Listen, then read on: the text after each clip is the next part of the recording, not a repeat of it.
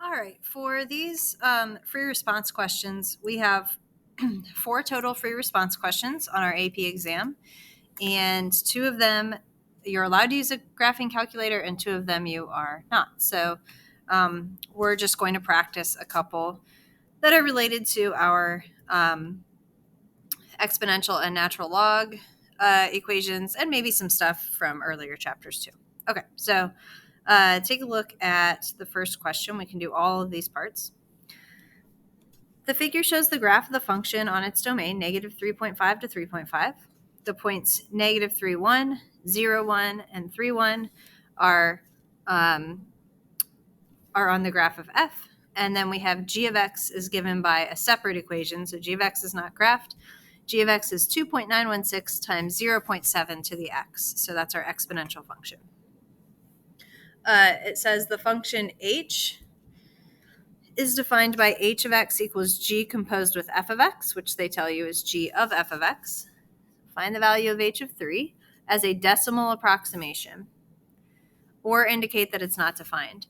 You have to show this as a decimal, and it has to be to 3 places. It says that somewhere here. If you don't do that, they won't give you the point because you're not following the directions. So let's do that for part A. Part A, I. So find h of 3. So you've got to show some work here. So h of 3 will equal g of f of 3. So remember, start with f of 3. Work on the inside first. So this is why they specifically gave us these points. When we have an input of 3 for f of x, the output is 1. So that's verified on the graph and right here. So now it's g of 1. And then g of 1, this is where I use my calculator, because g of 1 is going to be 2.916 times 0.7 to the first power. So let me see what that is. Oh, probably don't actually need to type in the 1 there, but that's okay. So 2.0412. Now, I would like to write down the whole thing, but I have directions to round to 3 places. I didn't snip those directions here and paste them, but that is our rule for the entire AP test. So we are going to round this to 2.041. All right, for the second part, it says find all values x for which f of x equals 1, or indicate that there are no such values. So remember, f of x is the graph. So when is f of x equal to 1? You can draw a horizontal line through 1 if you'd like. There's no real work to show for this. It's just identifying that there are actually 3 places where f of x equals 1. So I would just write something like f of x equals 1 when x equals, so that was, and see, they gave us these points here specifically. That's negative 3, 0, and 3. I'm not sure about, like, can we just list those out, plus or minus 3 and 0? Probably, but I'm trying to be careful with that. So if you're not sure, write things out more formally. Okay, part B. Find all values x as decimal approximations for which g of x equals 2, or indicate that there are no such values. So part B, I, says we want to know when is g of x equal to 2. Remember, g of x is the exponential equation. And even though we are learning how to solve these, we could divide by 2.916 and we could base both sides. You can also solve by graphing. So it's up to you how you do this. I would just solve by graphing, I think. I would just say, let's put in, clear out this old stuff. Let's put in 2.916 times 0.7 to the x power, and we're going to set it equal to 2. What about my window? I'm not sure. I'm just going to zoom 6 to start.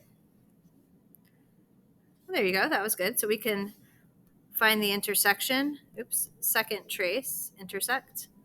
Enter, enter, enter. So to 3 places, 1.057. So you could say, I would say something like solved by graphing. And then I could say x is approximately equal to 1.057. Okay, so there's that. Or you could solve algebraically. So I'm going to give you the either or here. So how do I do it algebraically? Remember, if you're doing things algebraically, do not round until your final answer. So don't even type this into your calculator. You would log base 0.7, both sides.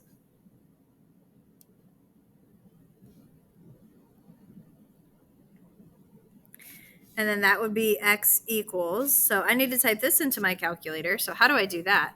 Remember, we have a log base in the math menu. If you go to math and then arrow down toward the bottom, you should have log base. So if you have this, then type in what it says. So that was 2 divided by 2.916. See if I get the same answer. Yeah, so I get 1.057. What if you don't have the log base thing?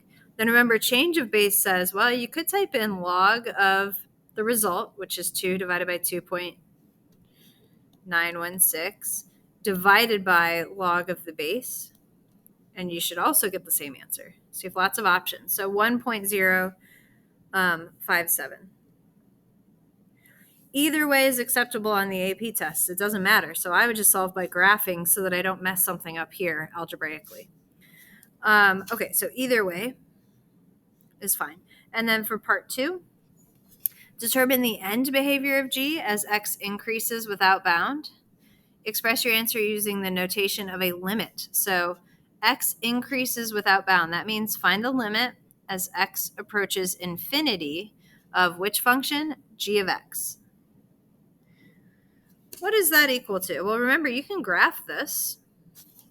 We already did graph this. G of x is the blue curve. So as you hit trace, what are you approaching? There's a horizontal asymptote of 0. So no work to show there. It's just, yeah, I'm approaching 0. Okay, part C says determine if f has an inverse function. Remember, informally, in order to have an inverse function, a graph needs to pass the horizontal line test. So does f pass the horizontal line test? No. But remember, we talked about this in our notes. We're not allowed to say no because f of x fails the horizontal line test. Instead, we have to say, what does that actually mean? So remember, this means that it's like the inverse of your definition for a function. So for something to be a function, let's write this down.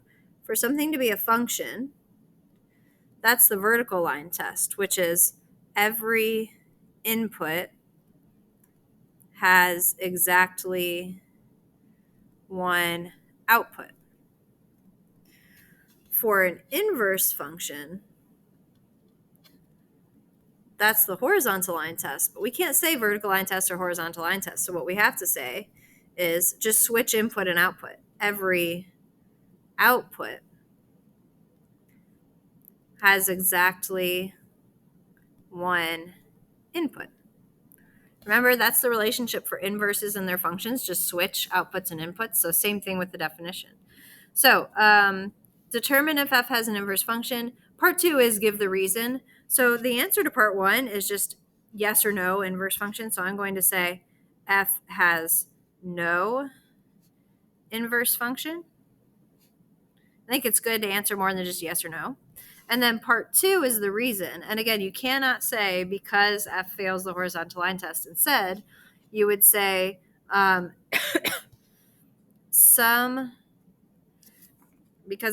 because not every output has exactly one input, I would say some outputs have multiple inputs. Some outputs have multiple inputs. All right, so that finishes the first question. And the first question is always set up like this. You might be given a different equation and a different graph, but it's always some sort of graph, some sort of equation, composition, solve some equations. Not always end behavior, but usually, and this inverse function question is always on there. So not too bad. Okay, let's take a look at number 2. Still calculator allowed. On the initial day of sales, t equals 0, for a new video game, there were 40,000 units of the game sold that day. 91 days later, there were 76,000 units of the game sold that day. The number of units of the video game sold on a given day can be modeled by the function g, which is a natural log function. where G of T is the number of units sold and in thousands, and T is the day since the initial day. Okay, so part A says use the given data to write two equations that can be used to find the values A and B. And then part 2 is find those values for A and B. So we did this in our notes with an exponential equation. So let's take a look at part A. Part A is just set things up. So you were just given two ordered pairs, right? You were given 0, 40, and you were given 91, 76. So plug those two numbers in for T and G of T, and then we will have A's and B's left in our equation. So 40 equals A plus B times the natural log of 0 plus 1. And we have 76 equals A plus B times the natural log of T plus 1, so 91 plus 1. Let's clean these up just a little bit. So 40 equals A plus B ln 1. 76 equals A plus B ln 92. So that's just part A. You might be tempted to keep solving, but that's part 2. So let's take a look at part 2 then. So actually, I'm going to do part 2 below. So part 2 is go ahead and solve for A and B. So ln 1 should be jumping out at you. That's equal to 0. So really, this is just 40 equals A plus B times 0. So A equals 40. So we have one value. Find the values of A and B as decimal approximations. We don't need a decimal for that one. Okay, and now that you know A, you can use that in the other equation to figure out B. So 76 equals 40 plus B times the natural log of 92. Remember, the natural log of 92 is just a number that we're multiplying by B. So to isolate B, you would subtract 40. So 36 equals B times natural log of 92. And then divide by the natural log of 92. All right, so 36 divided by the natural log of 92.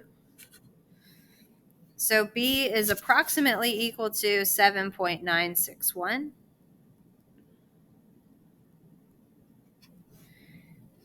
Now, if we need to type anything into this equation, we would use the unrounded version of B. So either leave it on your calculator or remember that you can use this version of it as well. Okay, part B. Oh, wait, for part B, I've crossed out, I forgot. I crossed out 2 and 3 and C. We will focus on this stuff when we start studying more for the AP exam, but we haven't really done practice these types of questions yet. But we have done stuff like B1. So let's see. Part B, I use the given data to find the average rate of change, the AROC, of the number of units of the video game in thousands per day from 0 to 91. So use the two ordered pairs that they gave you. You're not using the function that you plugged in. Okay, so what is their average rate of change? Remember, it's just slope between the 2 points that were given. So it's going to be 76 minus 40 over 91 minus 0. And I'm sure that, did it say as a decimal approximation? Yep, decimal approximation. So even if you do find this as a fraction, you have to change it to a decimal. Okay, so we can do alpha fraction if we want to. That was, what was it? 76 minus 40 over 91. Now it gave me my answer as a fraction, but I want to change that to a decimal. So decimal, please. Or you could do 36 divided by 91, whatever. Rounded to 3 places, 0.396. So it's about equal to 0.396. What's the label on this? I believe it tells us, but the number of units of video games sold in thousands per. So this would be like 1,000 games per day on average. Now you could also multiply that by 3,000 or by 1,000, so 396 games per day, right? That's another way to say that. But I'm just going to leave it because it wants it in thousands per day. All right, that's all that we're doing for this question. The other parts we'll talk more about as we prep for the AP exam later this year. Okay, third question. This is a no calculator question. So this is question number 4. It's always set up like this. They give you all this fun information. Here's what matters for us. Solutions to equations must be real numbers. Determine the exact value. So you can evaluate this log, and we will be able to evaluate the trig stuff later without a calculator. Unless otherwise specified, combine terms using algebraic methods. So you need to simplify by combining like terms, adding exponents, subtracting exponents, condensing logs. All of that should be rewritten in equivalent forms. And of course, show work. Okay, so part A says the functions g and h are given by these two functions. We don't know about arc sine yet. Worry about that later. So we're going to be looking at the g of x portion. So we're just doing A, part 1. It says solve g of x equals 10 for the values of x in the domain of g. So part A, I, is saying e to the x plus 3 is supposed to equal 10. So this is what we're doing in this chapter. Solve for this. Again, we don't have a calculator. So we would need to natural log both sides. The natural log and the base e cancel out. So x plus 3 equals natural log of 10. And you would just subtract 3. So natural log of 10 minus 3. That's my solution for part AI. We can't do the second part of A because it involves the inverse trig stuff. All right, and then what about part B? So part B, functions j and k are given by, so we're going to focus on j, this big log equation. K is trig. We're going to do that later. So we can do part I. I didn't mean to write an equal sign there. Okay, so we could do part I. It says rewrite j of x as a single logarithm base 10 without negative exponents in any part of the expression. Your result should be written in the form log base 10 of some expression. Okay, so that means condense this thing. So take a look at your logs. Remember, the rules are if there's a number in front of a log, make that an exponent first. So if you want to do this in 2 steps, you can. If you want to do this in 1 step, you can. But the first thing I should be doing is making that 9 that's in front, turn that into an exponent. So it should be minus log base 10 of x to the 9th. And then condense this to a single log. Any logs that are being added are in the numerator. Anything that's being subtracted is in the denominator. So we have 8x to the 5th times 2x squared divided by x to the 9th. We need to clean that up because remember it said combine terms using algebraic methods. So combine stuff like this, combine stuff like this. Okay, so this is actually the log base 10 of 16x to the 7th over x to the 9th. No negative exponents, so don't make this 16x to the negative 2. It's going to be the log base 10 of 16 over x squared. And we're just going to leave it like that because we want log base 10 of an expression, no negative exponents, single logarithm. That's my answer. All right, so you can see that these AP free response questions, even though they take a bit of reading, the actual math that we do is not too difficult, and we'll have a lot of practice with these. So far, there's only been 1 year of exams, but so far, the 4 AP problems are set up in the same exact manner, same types of questions. You just have different functions to work with each time.